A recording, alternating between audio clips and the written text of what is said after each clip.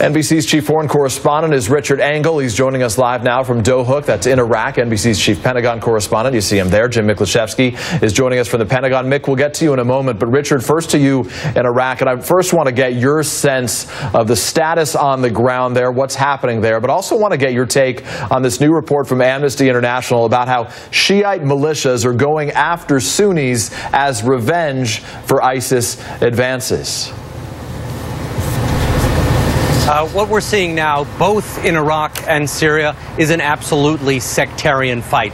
The U.S. is presenting this war as a clean war with united allies, partners on the ground who can be counted on, who are fighting against Islamic extremists called ISIS, that all of these allies universally despise.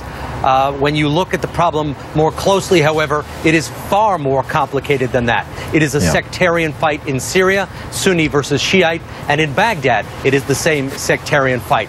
Look at Baghdad itself. The Iraqi capital, 6 million people. The outer ring of the Iraqi capital is being protected by the Iraqi army, which is sectarian, but it is still the Iraqi armed forces. The inner core of the city is being protected by a whole host of radical, many of them backed by Iran, Shiite militias. And that is the defenses of the Iraqi capital.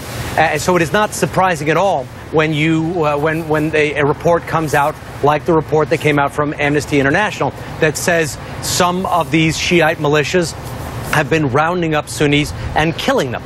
Because it is the Sunnis in the form of ISIS who are carrying out the car bombings, carrying out the assassinations in Baghdad, and then you have the Shiite militias responding. That's the reality, the very complicated reality of the war that now President Obama is going to be meeting with his European officials to be discussing.